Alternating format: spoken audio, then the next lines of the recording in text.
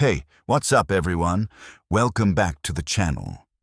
So today, I want to tell you something that I've honestly been sitting on for a while. Something I lived through that still feels surreal when I talk about it. And I know there are a lot of Katrina videos out there, documentaries, news footage, survivor interviews. But this is just my story. First person. No filter, the way I actually experienced it. I was in New Orleans when Hurricane Katrina made landfall on August 29th, 2005. And if you know anything about that storm, you already know that sentence alone carries a lot of weight. But if you don't know the full story, what it was actually like on the ground, what people were seeing and hearing and feeling in those days, then stick with me, because I'm going to walk you through all of it. Where I was, what I saw, what went wrong, what people did for each other, and what it was like to watch a city that I genuinely loved get swallowed by water. This is going to be a long one. Get comfortable. Let me give you a little context first, because I think it matters. I wasn't born in New Orleans. I moved there about 2 years before Katrina hit, and honestly, it didn't take long to fall in love with the place. That city has this energy that's really hard to describe to someone who hasn't been there. It's loud and slow at the same time, if that makes any sense. The food is incredible. The music is everywhere. Not just in the tourist spots on Bourbon Street, but like genuinely everywhere. Coming out of bars, out of apartments, out of cars sitting at red lights. The people had this attitude toward life that I found really refreshing. They worked hard, they celebrated hard, they didn't take themselves too seriously. There was this sense that whatever was happening in the rest of the country, New Orleans was doing its own thing on its own timeline and had been doing so for 300 years. I was renting an apartment in the mid-city neighborhood at the time. For those who don't know New Orleans geography, mid-city sits kind of in the middle of the bowl. And I'll explain what I mean by the bowl in a second. Not far from City Park. It was a diverse, lived-in neighborhood. Old houses, corner stores, guys playing dominoes on their porches in the evening. I liked it a lot. My job at the time had me working flexible hours, which meant I had a pretty solid read on the rhythms of the city. I knew my neighbors, I knew my corner spots. I felt, for the first time in my adult life, genuinely settled somewhere. And then August 2005 arrived. Before I get into the storm itself, I want to take a second to explain something that a lot of people outside Louisiana didn't fully understand at the time, and honestly, a lot of people still don't. New Orleans is built below sea level. I don't mean that in an abstract, sort of below sea level way. I mean that significant portions of the city sit anywhere from 1 to 8 feet below sea level. The city is essentially a bowl surrounded by water, Lake Pontchartrain to the north, the Mississippi River curving along the south, and the Gulf of Mexico not far beyond. What keeps all that water out is a system of levees and pumps.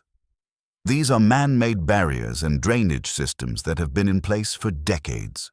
The whole city essentially exists because engineers built walls to keep the water at bay and pumps to push out whatever rain falls inside the bowl. Now, people who lived in New Orleans knew this. It wasn't a secret. It was just part of life. You understood that you lived in a city that required constant maintenance and careful flood management to exist. You trusted that the Army Corps of Engineers and the local and federal government had it handled. That trust, as it turned out, was misplaced.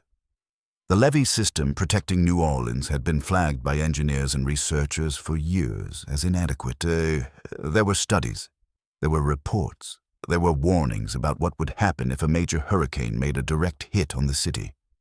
Those warnings, for a variety of reasons, budget cuts, bureaucracy, politics, did not result in the kind of infrastructure upgrades that might have changed what happened in August 2005. I'm not going to spend this whole video on politics or blame, because that's not really the point of what I want to share. But I think you need to understand that what happened to New Orleans wasn't simply an act of nature. It was also An engineering failure, a governmental failure, and the result of decades of decisions that left a major American city dangerously exposed. Okay, now let's get into what happened. The week before Katrina hit, the Gulf of Mexico was busy. Katrina had already made landfall in Florida as a Category 1 hurricane on August 25th, killed a handful of people, and moved back out into the Gulf. That's when things started getting serious. The warm waters of the Gulf, and 2005 was a notably warm hurricane season, basically supercharged the storm.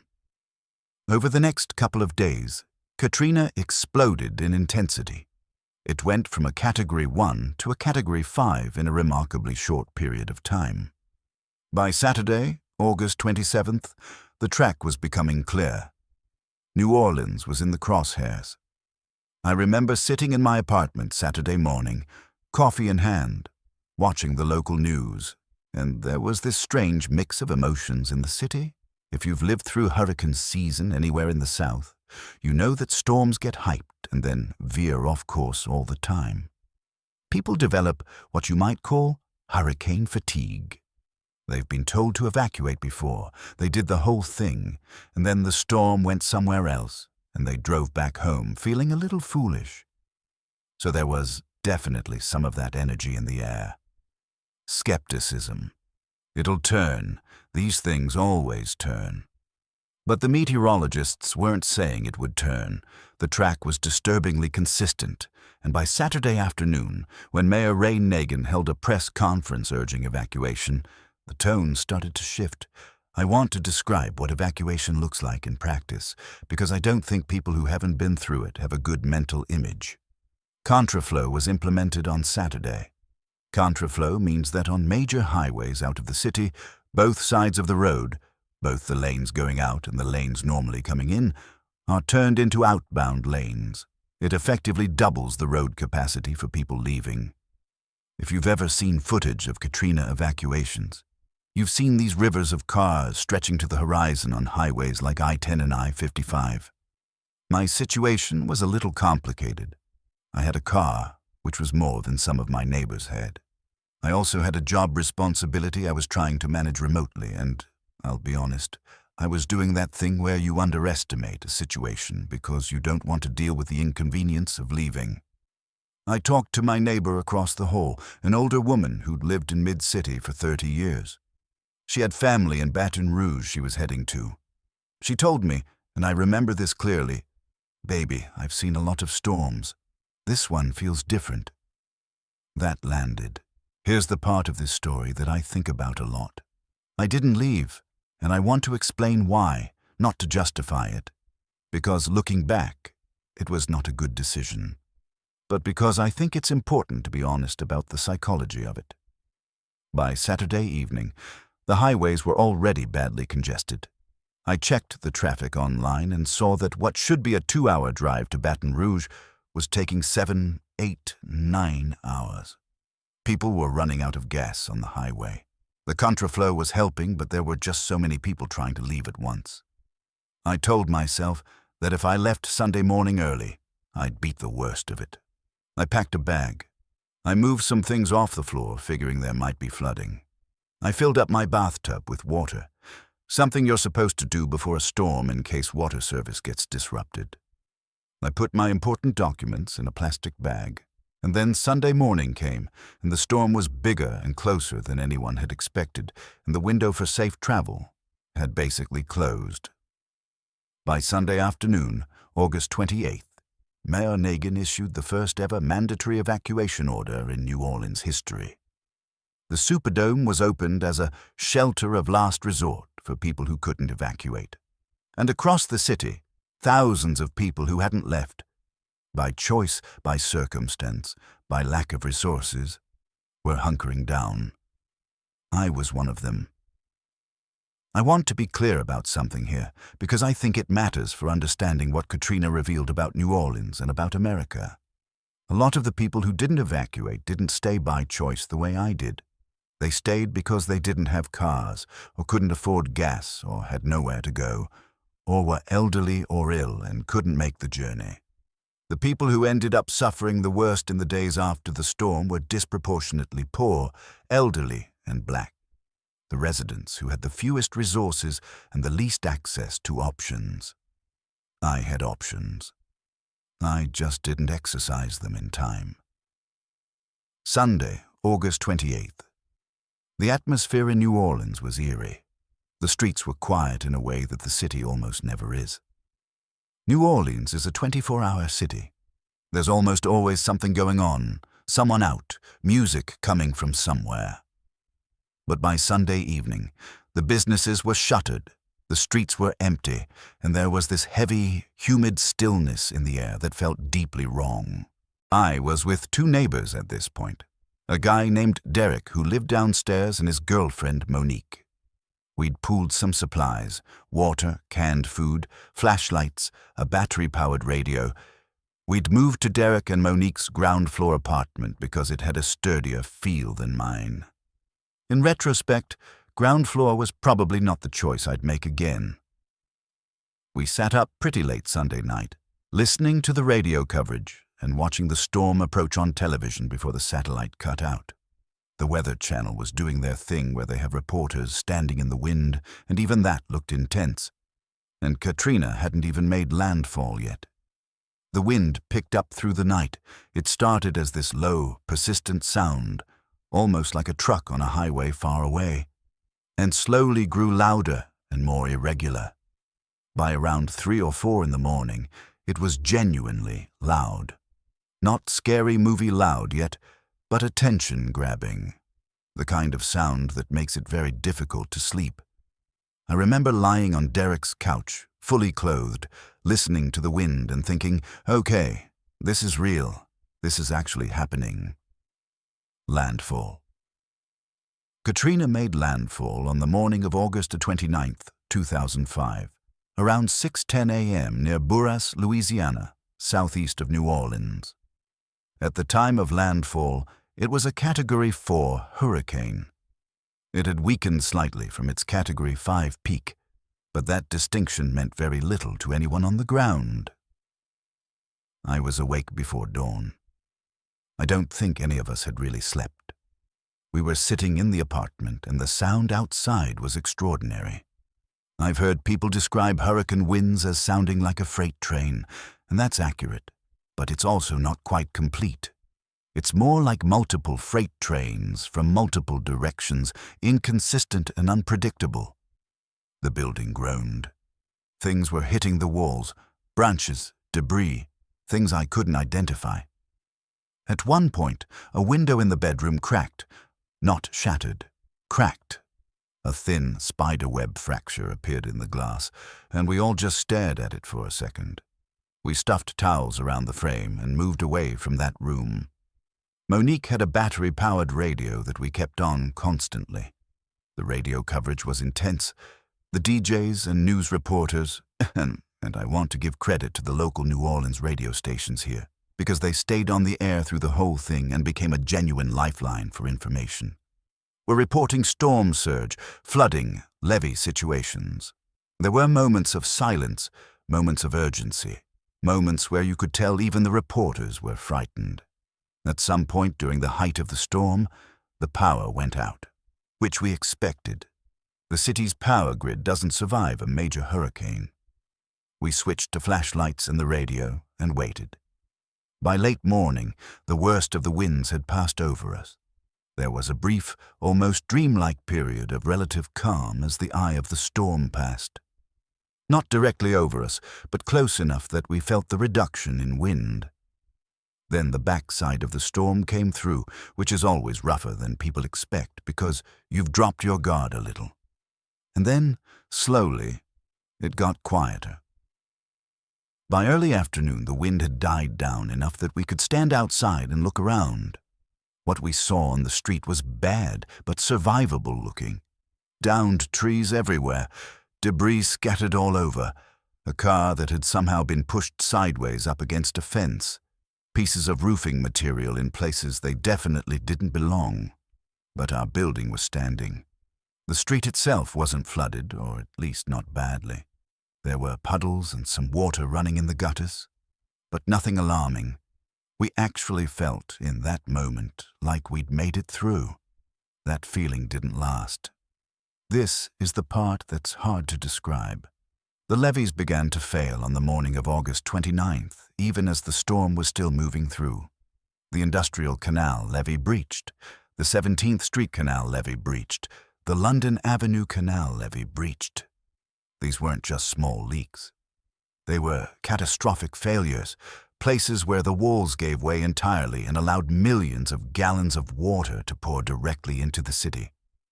We didn't know the full picture of what was happening. We had the radio, and the reports were fragmented and sometimes contradictory. But by mid-afternoon, it was becoming clear that something was very, very wrong. I remember standing outside and seeing water at the end of the block.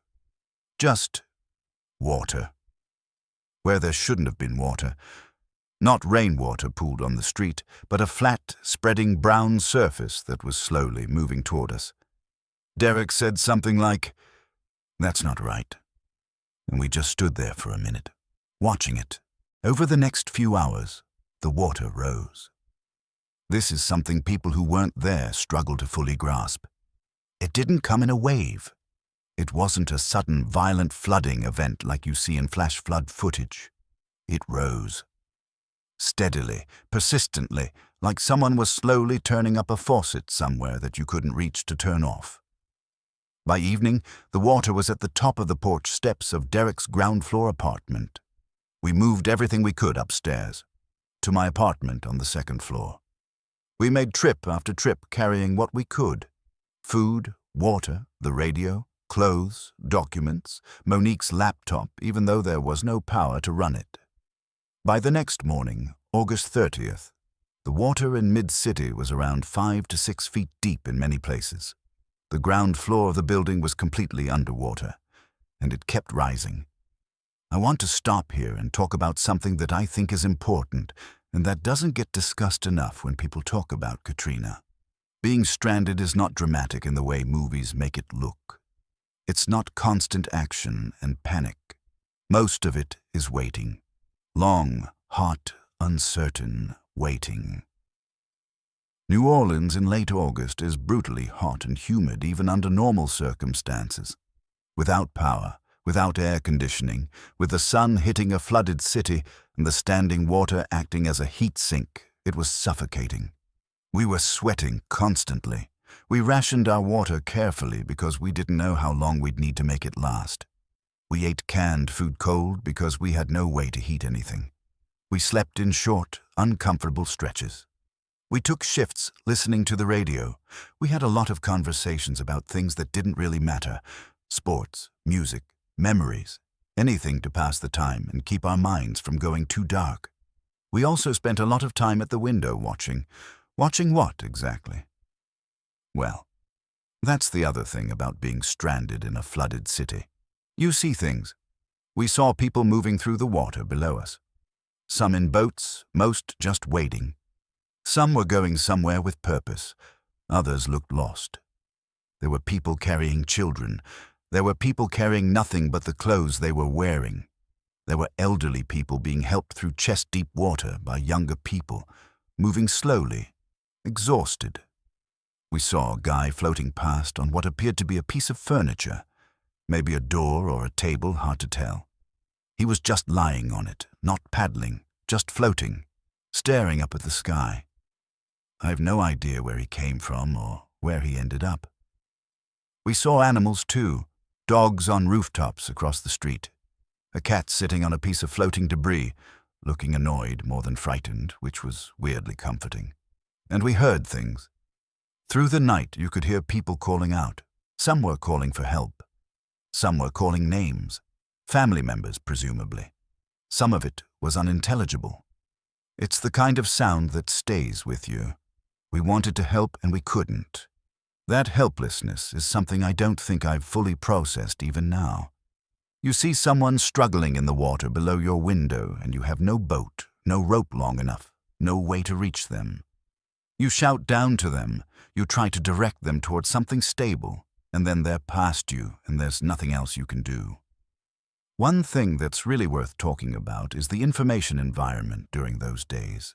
We had a battery radio, which was invaluable. The local stations, WWL in particular, were doing round-the-clock coverage and were the main source of real information for thousands of people who were stranded. They were taking calls from people, trying to relay location information, reporting on rescue operations, reporting on the Superdome situation. But there were also rumors.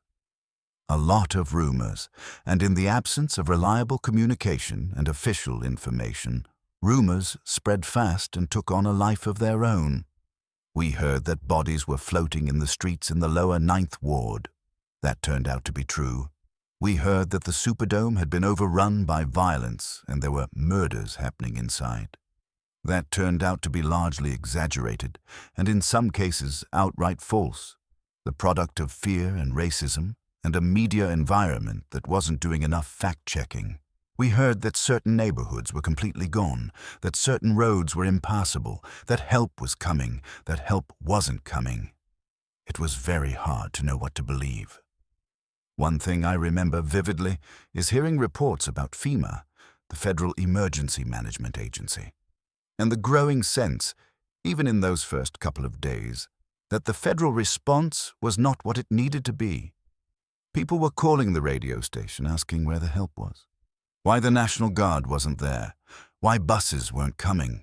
The chaos of the information environment added a layer of psychological stress to an already brutal situation.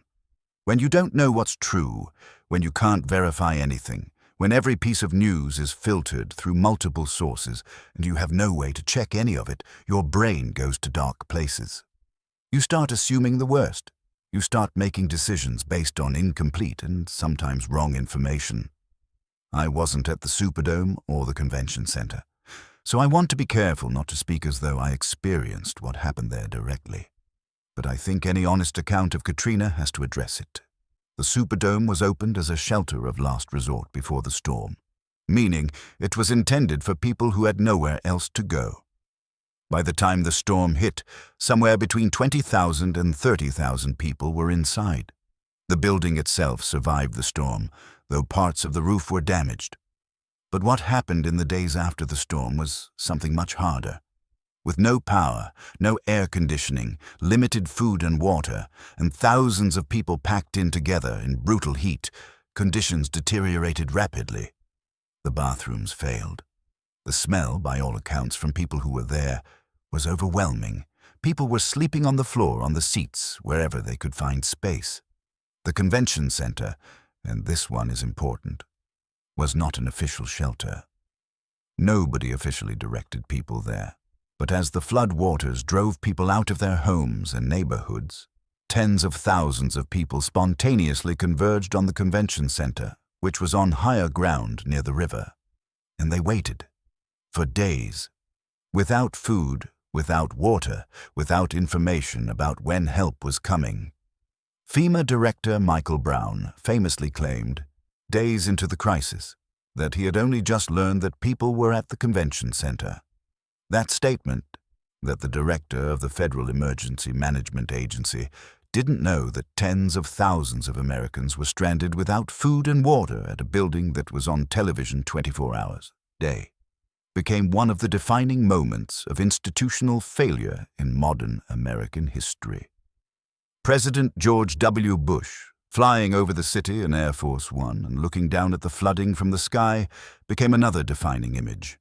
The phrase, "Brownie, you're doing a heck of a job," directed at FEMA Director Brown, entered the lexicon as shorthand for willful ignorance of an unfolding disaster.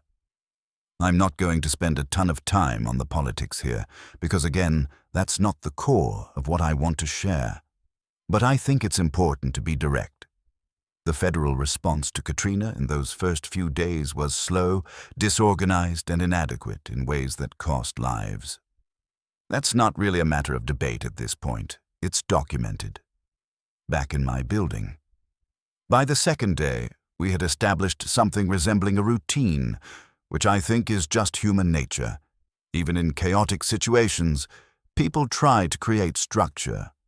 We rationed food and water carefully.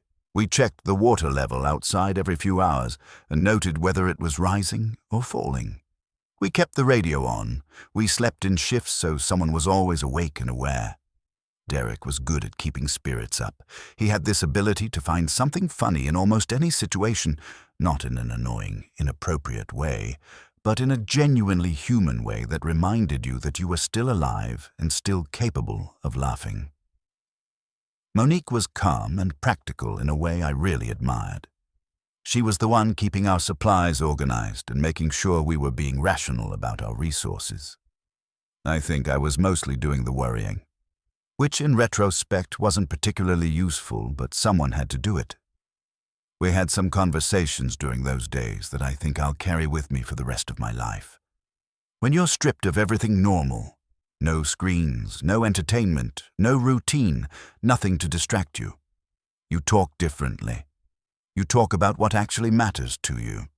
Family, regrets, what you want your life to look like, who you are when everything else is stripped away. Those conversations happened naturally, not dramatically. Just people talking in the dark or by flashlight while water lapped at the windows of the floor below. We also interacted with neighbors in adjacent buildings. There was a woman with a small child 2 buildings over who we could see from our window, and we communicated partly by shouting across the water. She had supplies but was frightened.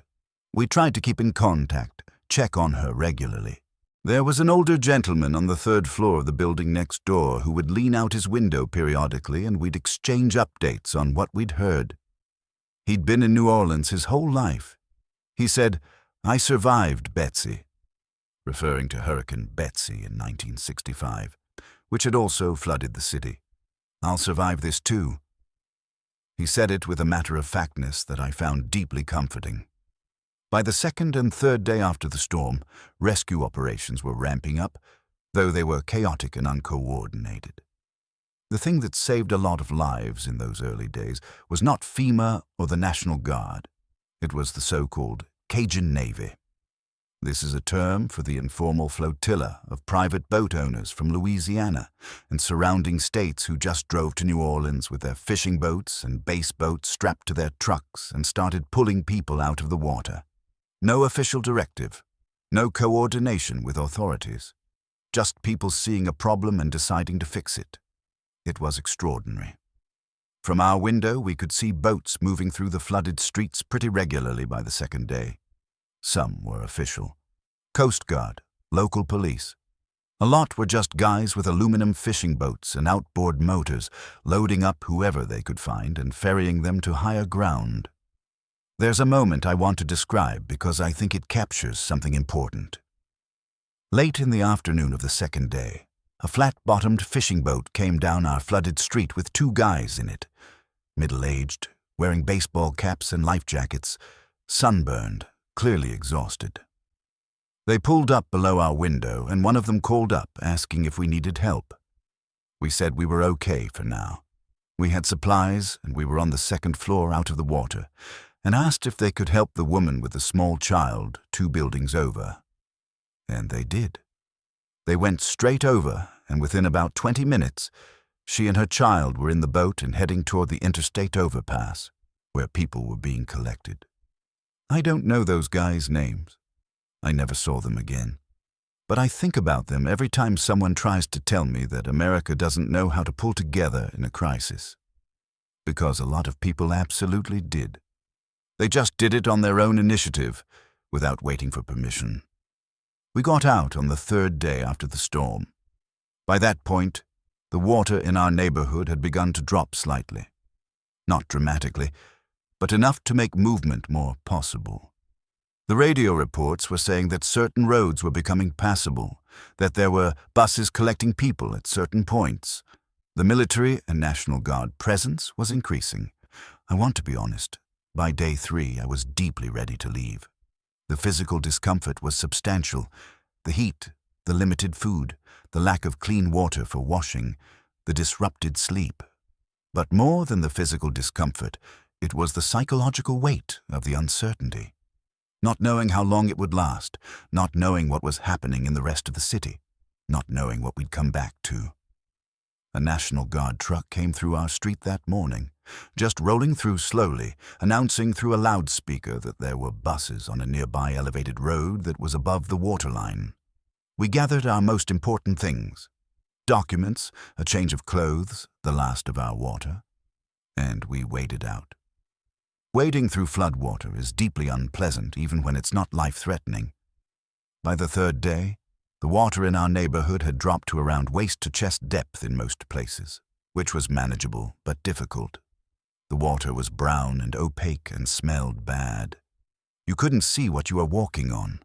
There was debris, broken glass, you assumed, metal, wood, and you just had to move carefully and hope.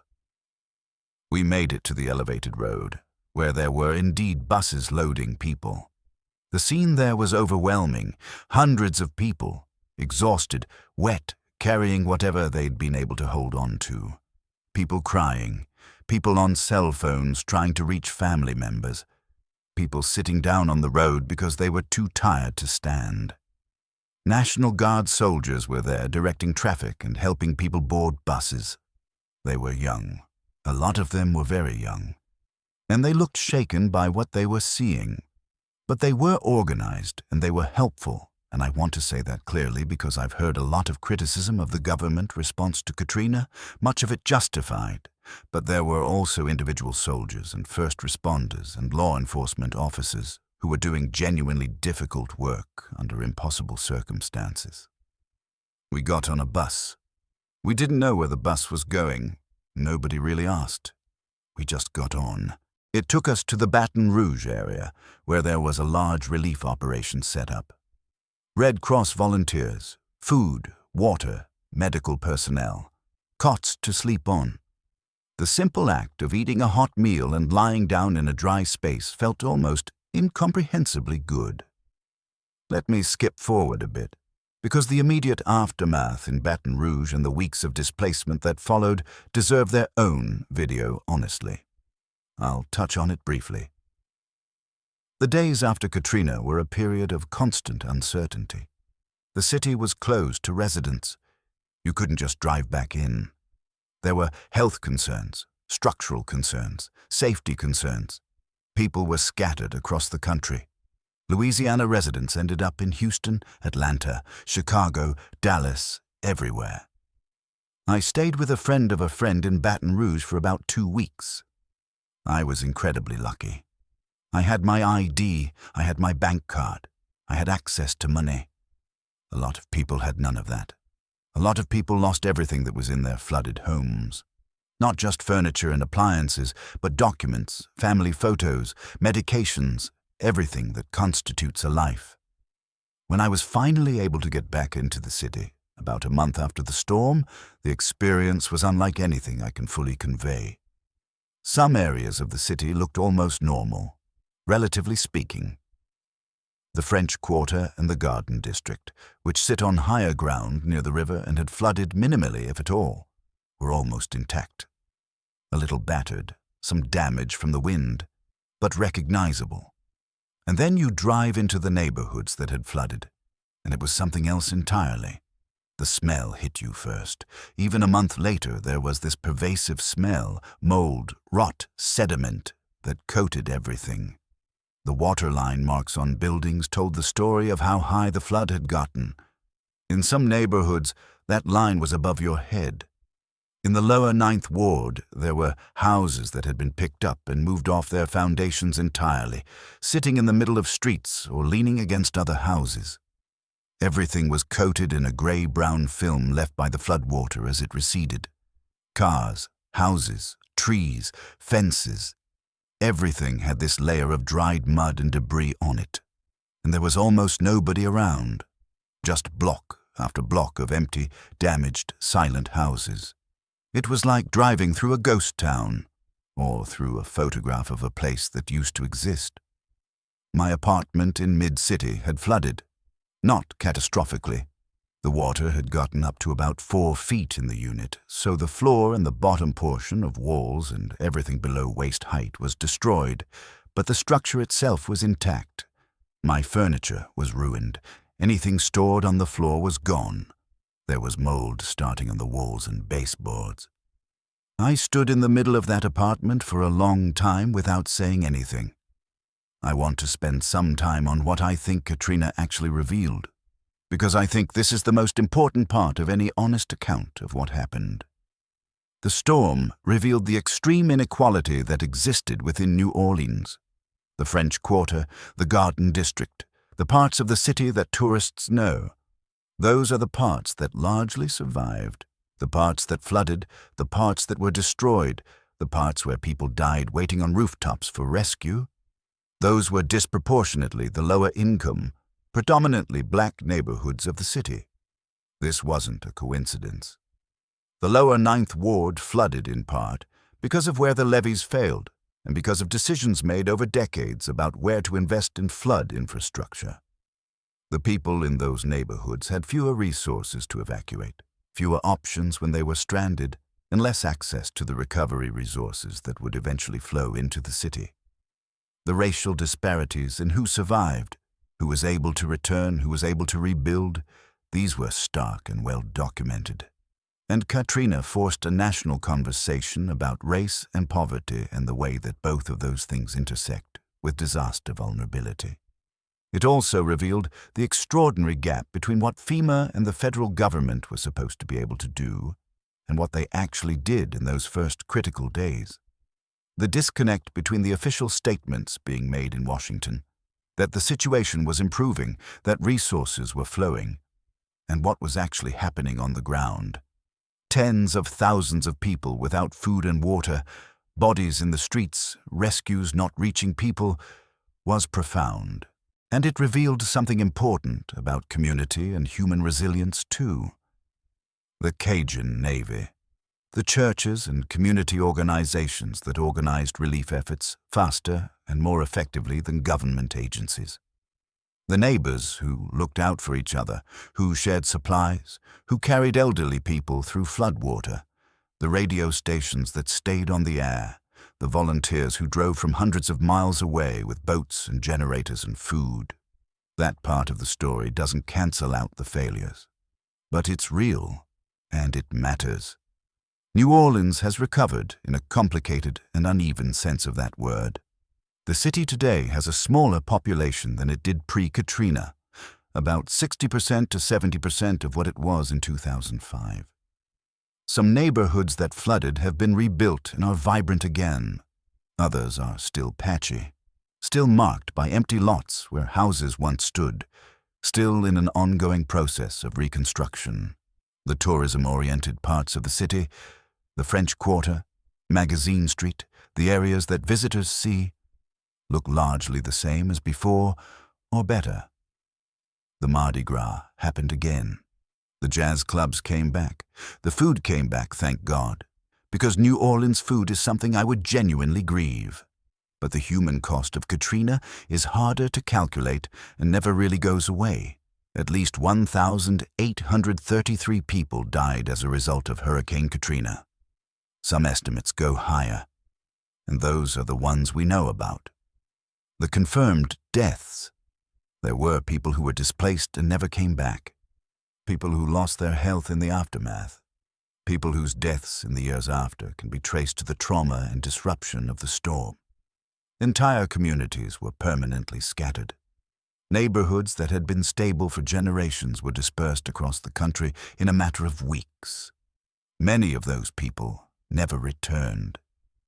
The social fabric that makes a neighborhood, the long-term residents, the institutions, the relationships, was torn in ways that, in some places, were never repaired. And then there's the psychological impact, which I can speak to a little from personal experience.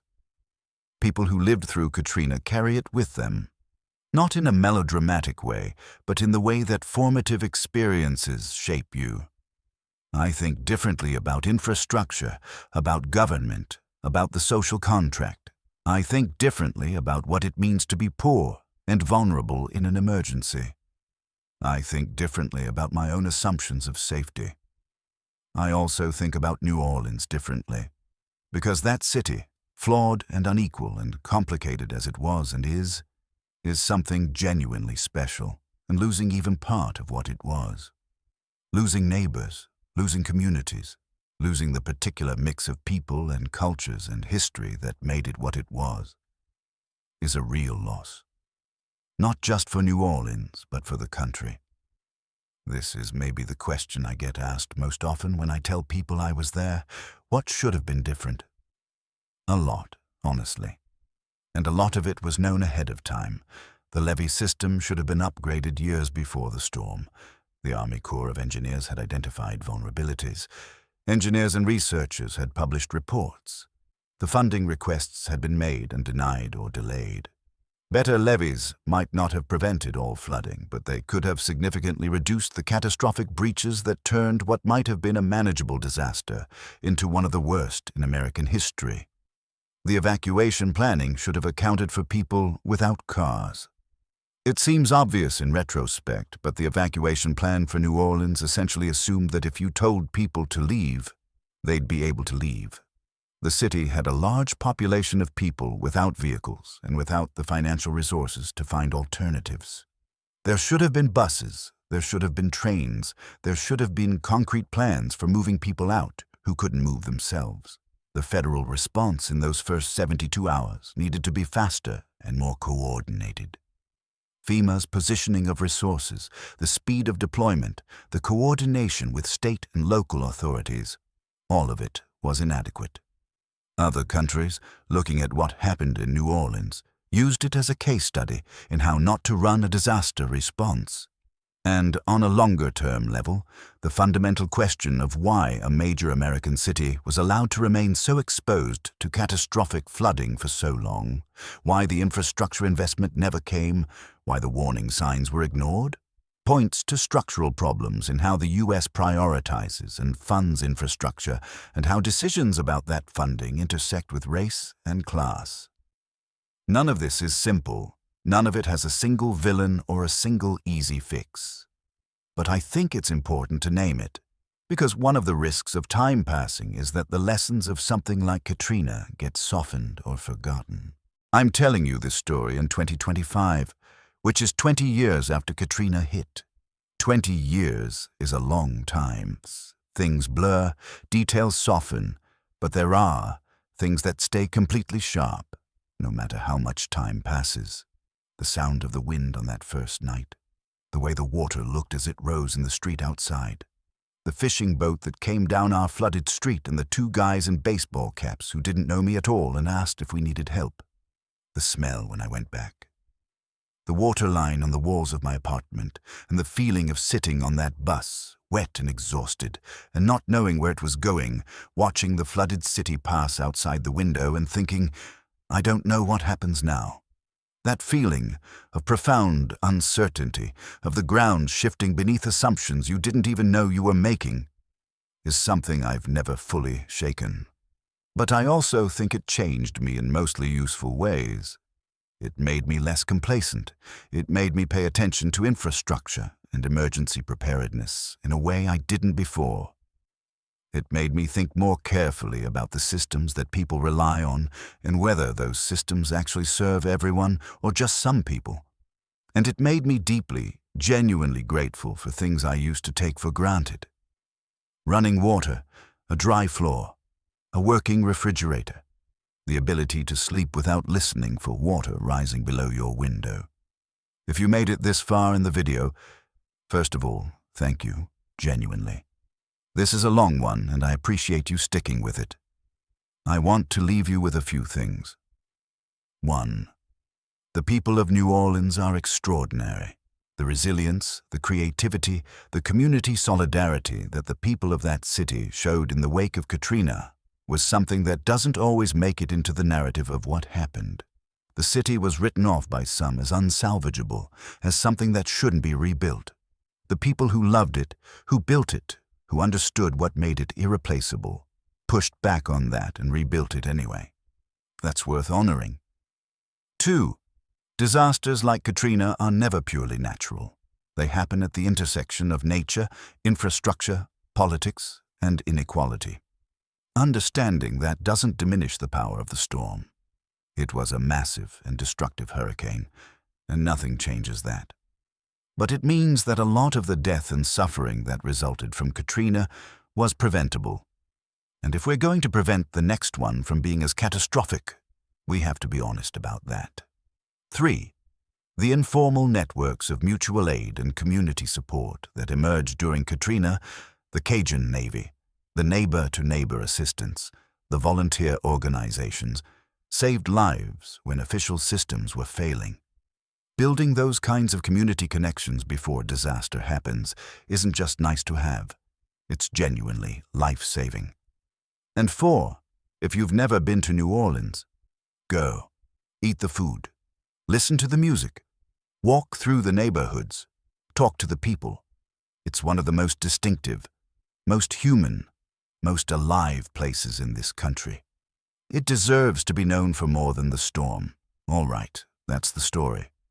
I know it was long, and I know it got heavy in places, and I appreciate you sitting with it.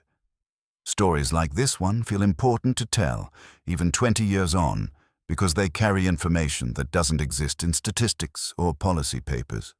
They exist in the specific human experience of what it's actually like to be inside one of these events. If you've got questions, drop them in the comments. I read every single one, and I'll do my best to respond. If you have your own Katrina story or a story from another disaster you've lived through, I'd really love to hear it. These kinds of shared accounts build something, I think. They help us collectively understand what it means to be vulnerable and what it means to take care of each other. If this video was useful or meaningful to you, the subscribe button means a lot. It helps more people find this kind of content. And sharing with someone who you think would appreciate it is always the best kind of support you can give a small channel. Links in the description to some of the resources and documentaries about Katrina that I found most valuable, including some that center the voices of people from the lower 9th Ward and other communities that were hardest hit. Take care of each other out there. I'll see you in the next one.